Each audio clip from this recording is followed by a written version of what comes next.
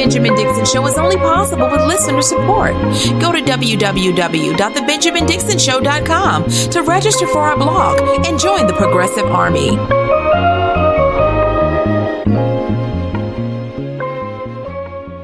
Our president will start a war with Iran because he has absolutely no ability to negotiate. He's weak and he's ineffective. So the only way he figures that he's going to get reelected, and as sure as you're sitting there, is to start a war with Iran.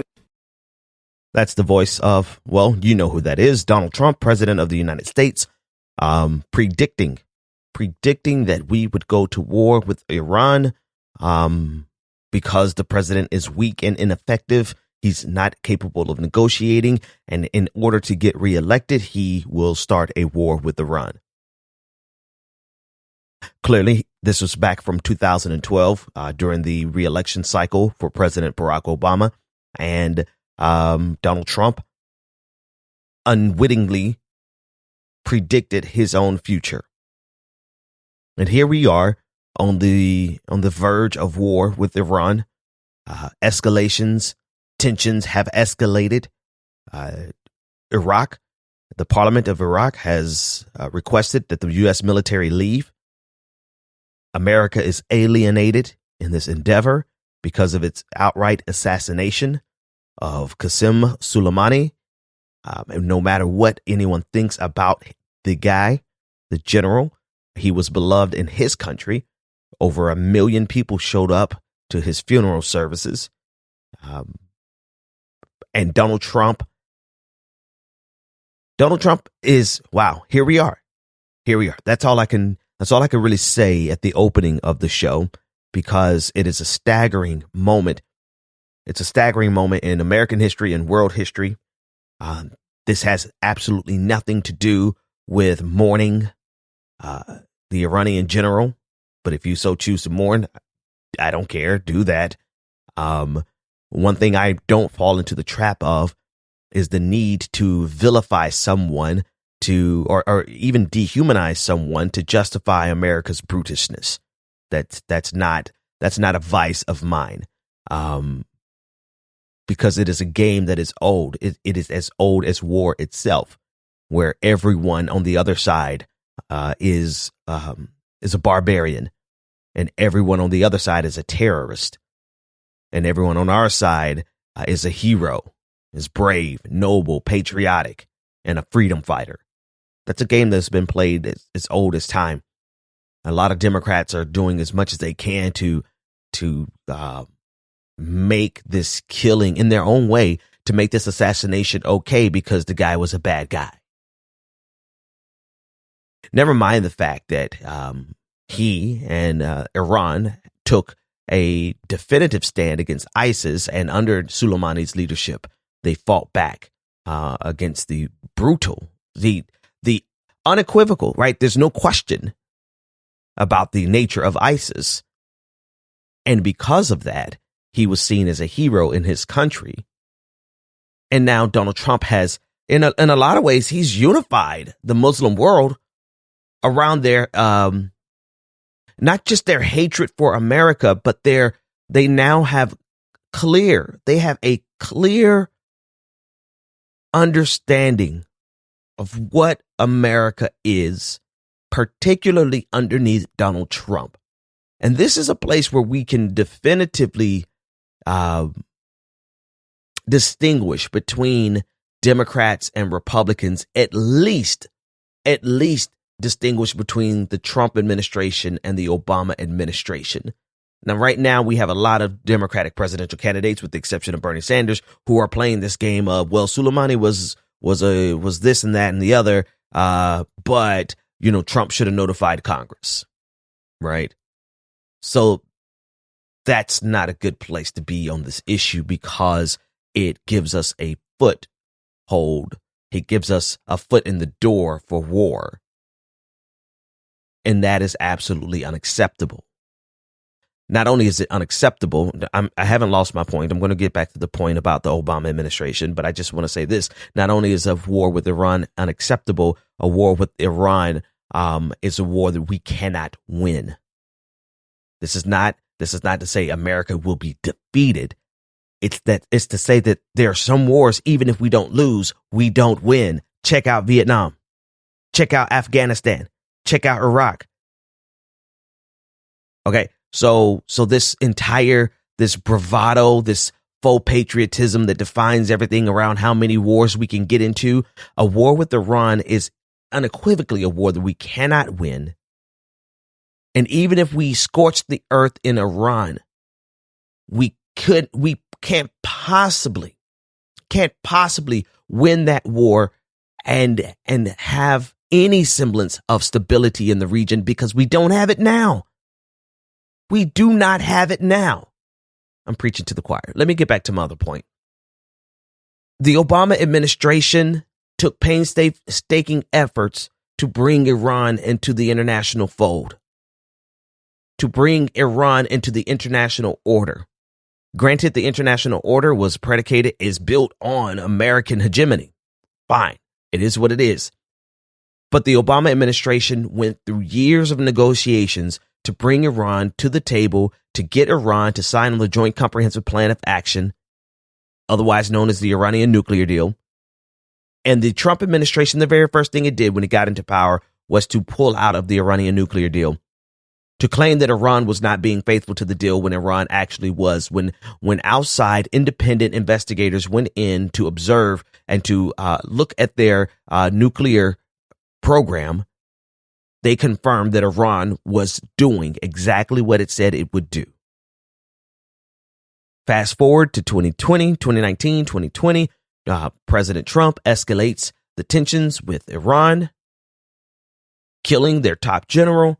And now Iran has pulled out of all of their commitments. According to the New York Times, Iran is saying it is ending all of its commitments to the 2015 nuclear deal and will no longer limit uranium enrichment. Precisely because of Donald Trump. Precisely because of Donald Trump. And now Donald Trump created this scenario, created the situation, created the conditions for Iran to Iran would be foolish not to pull out. Iran would be foolish not to pull out, and yet and still this is going to be used as an excuse for Donald Trump to go headlong into war with Iran. Based on his ego, based on, this is a horrible place that we're in right now. America is alienated. We're isolated. We are isolated on the international stage. There will be no one who goes, who supports us, no one of any substance. I don't think there's not going to be any support from NATO. Donald Trump has taken painstaking efforts to alienate us from our NATO allies. And this is a good thing, because we don't need anyone to support America in this one. No. We didn't need anyone to support us in 2003 when we went into Iraq, because we were wrong. And hundreds of thousands of civilians, thousands of American troops were killed as a result of it. But again, I'm preaching to the choir. But, we're just going to have a sermon today. Richard Engel, he's been doing some pretty good reporting, and I appreciate that he's not trying to walk a fine line from NBC News. He's not trying to draw equivalences or triangulate. This is what he says. He said, "What a mess in the Middle East. Shiite world is enraged. Sunni states are nervous. ISIS fight on back burner," meaning that the fight that pause. Donald Trump's decision to pull us out of northern Syria and to alienate the Kurds, or to abandon the Kurds on behalf of Turkey, is a step that is bringing ISIS back to the international stage. And now all of the attention is being pulled off of ISIS, because now all the attention is placed on the tensions between Iran and the United States of America. So Donald Trump is single-handedly bringing back the most barbaric. Now, this is an instance where we should use the word barbaric, right? And quite honestly, when I get to the next part of this, you're going to see how Donald Trump himself is behaving exactly like ISIS at this point. Okay, let me finish reading Richard Engel's statement. He said, U.S. allies against ISIS Kurds have been betrayed. Oh, I didn't even know he was going there next. See? Iran and U.S. trading blood-curdling threats. All this to make America safer, and the administration says. He poses as a question at the end. Then he goes on to say this, quote, the U.S. military announced it's suspending its anti-ISIS operations in Iraq. Iraq parliament requests government to kick out U.S. forces. Massive protests in Iran. North Korea says it will show off new military technology soon. All have knock-on effects, more danger, more instability. All of this is 100% the result of Donald Trump and his individual decisions, his personal decisions. There's nobody else who's responsible for this.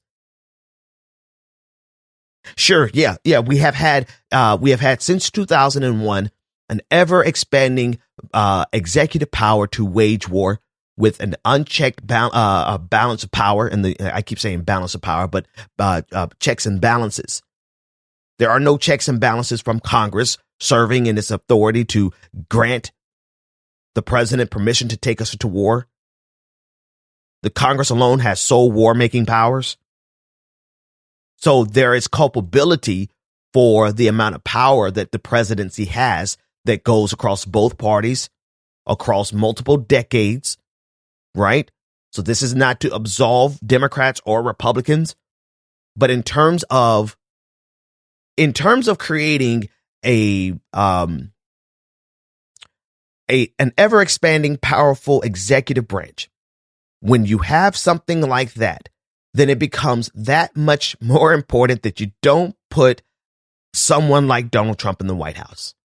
Because at this point, the power that he has to wield war has placed us in a position that on a whim based on his ego, the president of the United States is able to destabilize the entire planet, alienate and isolate the United States from any potential allies, unify enemies that in previous administrations we worked to pull them into the fold.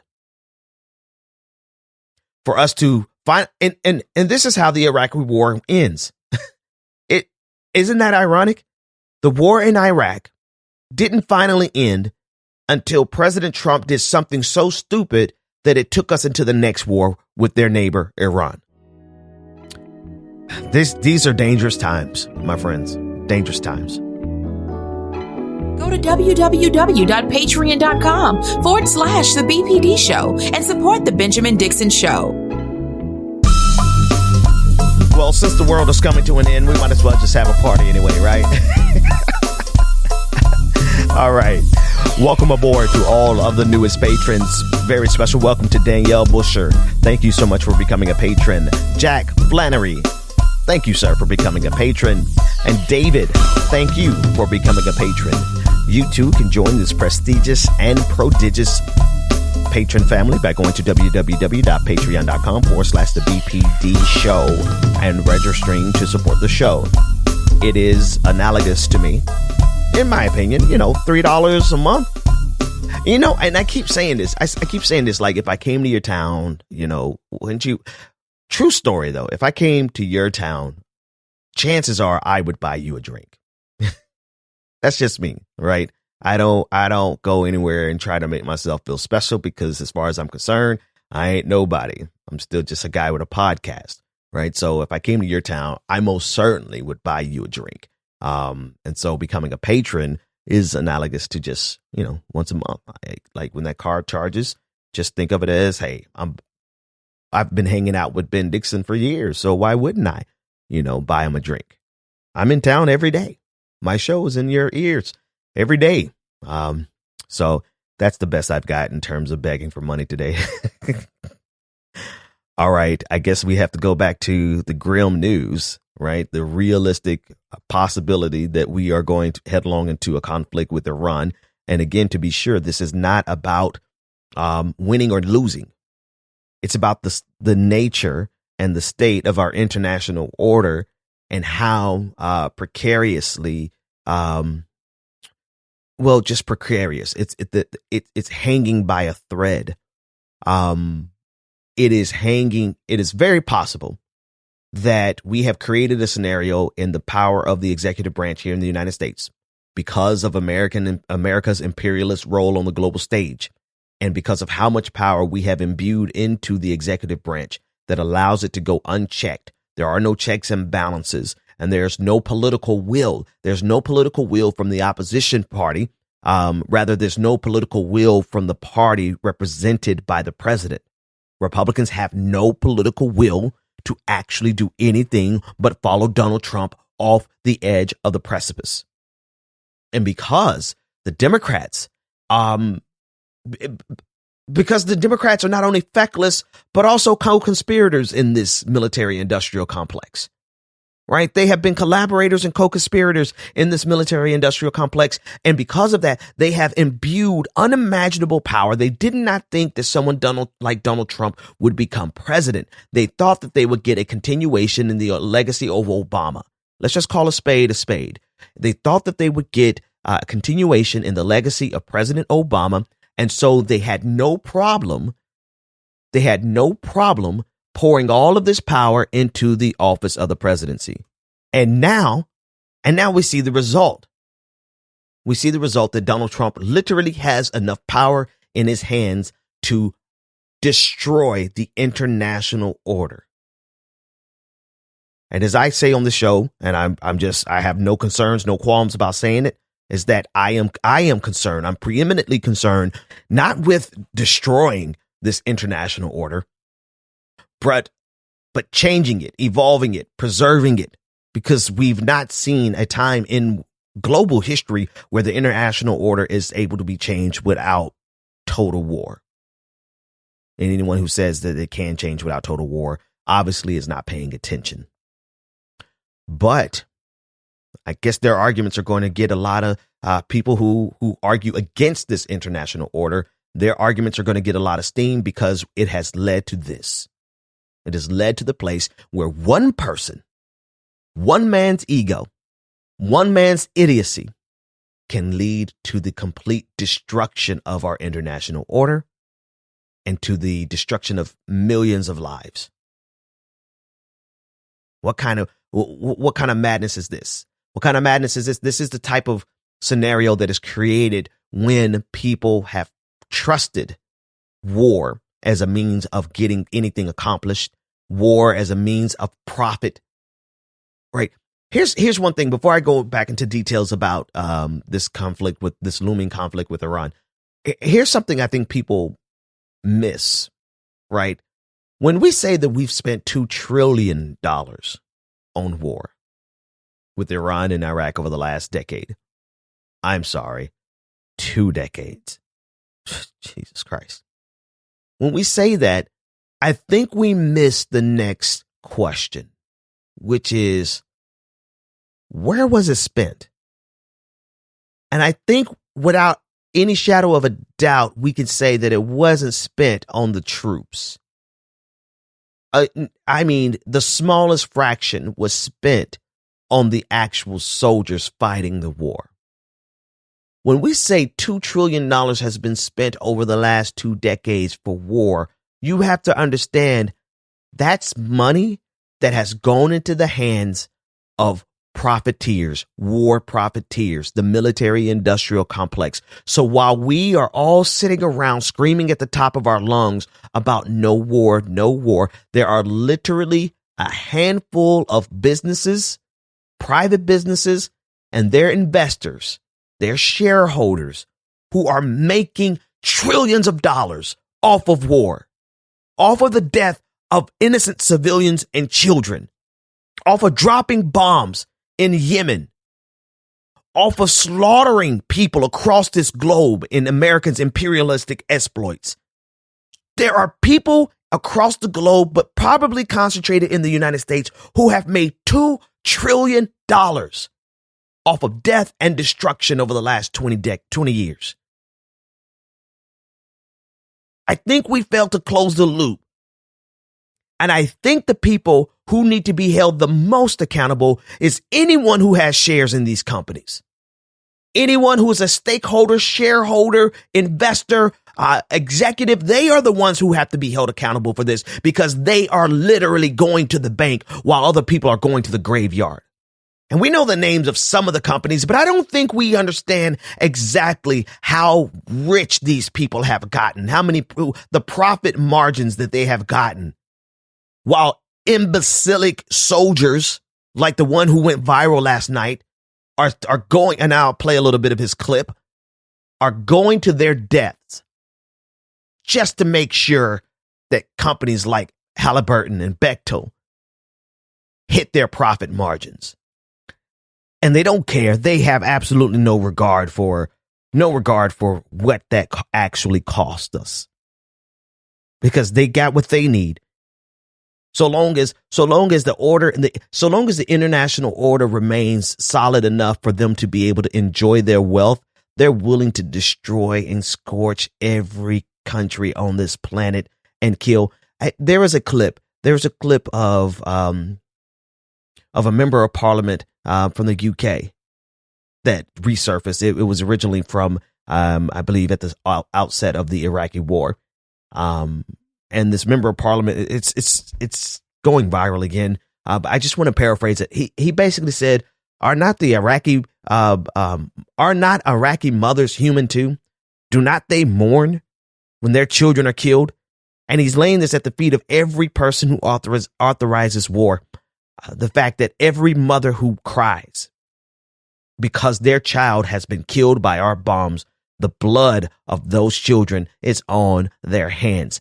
Even more so, if that's the case, and I agree with them, even more so, it's true that every individual that has a single share in one of these companies that is making trillions of dollars off of war, they have the most blood on their hands.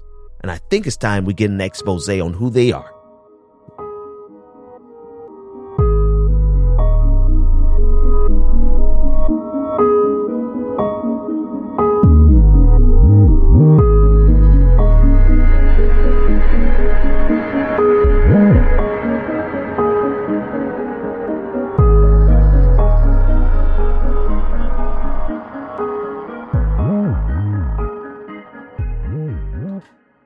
Iran labeled Donald Trump as a terrorist in a suit. I don't think there's a better description for this man. I want to read a couple of tweets from the president of the United States because, well, this is what he's saying. The first tweet I want to read is the one where he makes it clear. He said, quote, "These media posts will serve as notification to the United States Congress that should Iran strike any U.S. person or target, the United States will quickly and fully strike back, and perhaps in a disproportionate manner. Such legal notice is not required, but is given nevertheless." So he's letting us know that he's going to announce war via Twitter. Twitter, folks. Twitter. And he's got a lot of support for it. 311,000 likes, 72,000 retweets. There's a lot of dummies. There are a lot of ignorant mother people out there who support this idiocy. I covered this last week. I believe it was Friday. Half of this country feels it is our patriotic duty to kill other people and drop our bombs. And they sing gloriously the Star Spangled Banner as tears roll down their eyes and their emotions are swelled up with patriotism. And they just sing, "God bless America, land that I love." They're genuine and they're passionate in their patriotism that is rooted in hatred. Those are the people who are liking that president's tweets, saying that he's going to announce to the world via Twitter, ladies and gentlemen, that he's taking us to war.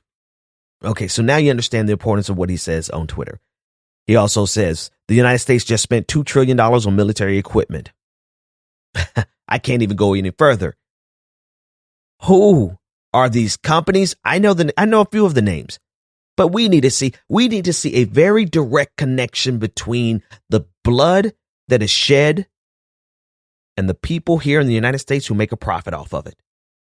We kind of leave it in this ambiguous space where we know it's happening, but we never put a face, names and faces with this. But I digress. Back to the president. He said the United States just spent $2 trillion on military equipment. We are the biggest and by far the best in the world. If Iran attacks an American base or any American, we will be sending some of that brand new, beautiful equipment to their way, and without hesitation. Iran is talking very boldly about targeting certain U.S. assets as revenge for our ridding the world of their terrorist leader who just killed an American and badly wounded many others, not to mention all of the people he had killed over his lifetime, including recently hundreds of Iranian protesters. He was already attacking our embassy and preparing his additional blah, blah, blah, blah, blah. Let this serve as a warning that if Iran strikes any Americans or any American assets, we have targeted 52 Iranian sites representing 52 most American hostages taken by Iran many years ago, some at a very high level and important to Iran and the Iranian culture. And those targets and Iran itself will be hit very fast and very hard. The USA wants no more threats. This is ridiculous. That tweet about $2 trillion being spent, 611,000 likes, 35,000 retweets. The president is tweeting out his intention to carry out war crimes.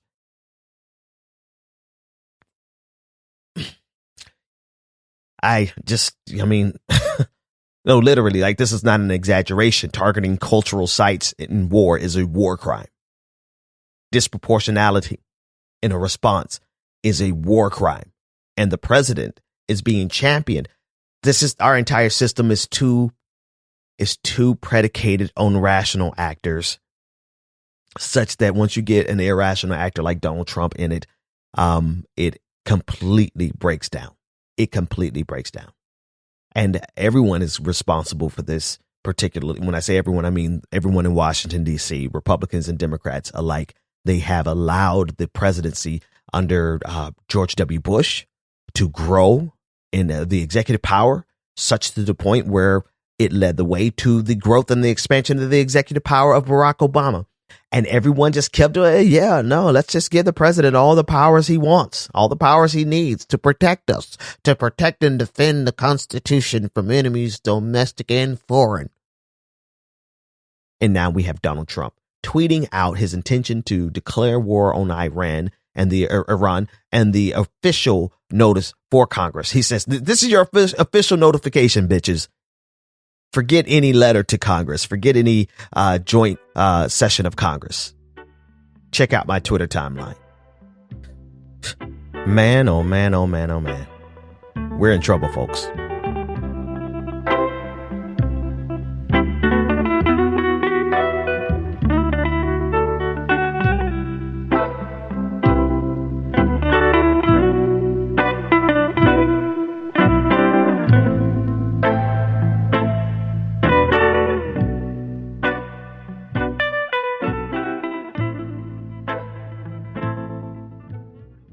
Well, we've got more than a year. I'm sorry. Just a little bit more than a year before Donald Trump is completely out of office. And the only way he gets out of office is if we elect the right individual, if we nominate the right individual from the Democratic Party. But I'm not talking about presidential politics right now. What I'm talking about is what has to happen between now and then. See, we are at a great disadvantage because there are so many people who have a vested interest in protecting Donald Trump. Listen to this clip of these evangelicals. A fighter and a champion for freedom. And Lord, that's exactly what we have. I thank you, Lord, that he doesn't claim to be perfect, but he is passionate. He's passionate to stop the merciless killing of the unborn. He's passionate to raise people from poverty, and 6 million have been moved from food stamps to the dignity of work. He is passionate, oh God, to see our Supreme Court filled with men and women who will stand for justice for all. And Lord, we thank you for all that you have begun. And now that you have begun it in our nation, in the middle, we pray that you would bless. Folks, so I said it and I mean it. We are at a disadvantage because there are millions of people who under no circumstances, let me rephrase it. They have created a worldview that really to them means that Donald Trump is the person who's going to bring Jesus Christ back. Right? They have no fear of going to war with Iran because they feel like this is a critical step in the second coming of Jesus Christ. And with that fatalistic worldview, obviously we're going to see, they have no problem with climate change because, Jesus is coming back. They have no problem with the war and the bloodshed because they think those are necessary steps to Jesus coming back. But their relationship with the right-wing government of Israel is all based on Jesus coming back. And what I'm saying is that we're at such a disadvantage because they have a religious fervor behind what they're standing for. That's group A. Group B are the profiteers who make trillions of dollars off of this war, who have the ability to spend the money on all the major media outlets to control the narrative. You wonder why no one knows who the executives are and who the shareholders are, the major shareholders and the stakeholders in these companies that make trillions of dollars. It's because the major news outlets, both television as well as print media, are owned by some of them. And so that is another place where we have a great disadvantage. And what this means is that there's going to be for every one of us that's going to go out and protest against war, which we have to do. We have to. Just understand that there's going to be another person who either believes that Donald Trump is bringing back Jesus Christ, or they're receiving money to get out there in the streets and create an astroturf faux patriotism to say, support our troops, pray for our troops, God bless America. Exactly what they did in 2003. And unfortunately, we have an entire year left, a little bit more than a year before Donald Trump is out of office. And there's so much damage that can be done just purely based on where we are right now at this moment. And the only thing that we could do now, between now and then, is literally fill the streets with millions of people who will demand no war with Iran, who will demand that Donald Trump's war-making powers become subjected again to Congress. Because Congress, the House of Representatives, is the only branch of government, is the only part of government that can grant war-making powers. We have to do our part, and we cannot sit back. You, literally me, Benjamin Dixon, you, our listeners, we have to start right now. Anti-war protests are occurring across the country, across the globe. They are spreading, they are growing, but we need more. And we can't afford to wait and see what the president is going to do. He's given us every indication that he's going to declare war via Twitter. And just like his predecessor, his Republican predecessor, George W. Bush, he's already putting a religious spin on this war. And I really do believe we have God on our side. I believe that. Or there would have been no way we could have won, right? People said, how do you win? You don't have the media. You have so many things against you. And we win. So there has to be something. So he's putting a religious spin on it. Evangelicals and religious zealots are looking forward to this war because they believe it is a necessary step to the second coming of Christ. The military-industrial complex is quite fine. There's not a war that they would not love to get because that means more. It means trillions of dollars in revenue. Listen to former CIA director and retired General David Petraeus as he facilitates his function in the military-industrial complex. It's impossible to overstate the significance of the attack that takes out Qasem Soleimani and the number 2 militia leader in Iraq as well, who also never dared to set foot in Iraq during the surge after we missed him and he escaped. So this is bigger than bin Laden. It's bigger than Baghdadi. This is the equivalent in U.S. terms of the CIA director, CENTCOM commander, JSOC commander, and presidential envoy for the region for Iran, in the most powerful figure in Iran for the solidification of the Shia crescent, and also the operational commander of the actions that there were. I've got one question for General. disgraced General Petraeus. How much do you have invested in one of these companies, General? Do you have money invested in any company that stands to get a profit from the war? So there you go. Here's the trifecta of barbarity that we're up against. Donald Trump's ego, his impetuousness, his megalomania that drives him to make these reckless decisions for the sole purposes of serving his ego. Number two, evangelicals and supporters of Donald Trump in general, particularly the evangelicals who believe that this has a religious element to it that's going to bring about the second coming of Christ. And the overwhelming odds is that we would just see the destruction of the world and still be waiting on Christ to return. While they're wandering the streets of America searching for food because our entire system has collapsed underneath us because of this war, they'll still be waiting on Jesus to come back. And number three, the military industrial complex, which is always laying in wait, ready to make a profit off of the death and destruction that their weapons cause. And the only opposition that we have of any meaning, of any substance, is you. You're the real resistance here. You are all we've got. We are all we've got. And so once again, in less than 20 years since we took to the streets to oppose the Iraq war, once again, it's required upon us to go out and do the same.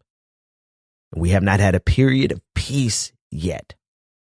And all we have had is a continuous stream of wars and a continuous stream of windfall profits for war makers, warmongers, and war profiteers.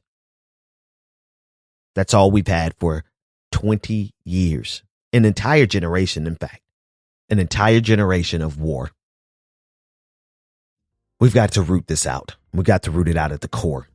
And rooting it out at the core means rooting out the money. I'll see you tomorrow, everybody. Take care.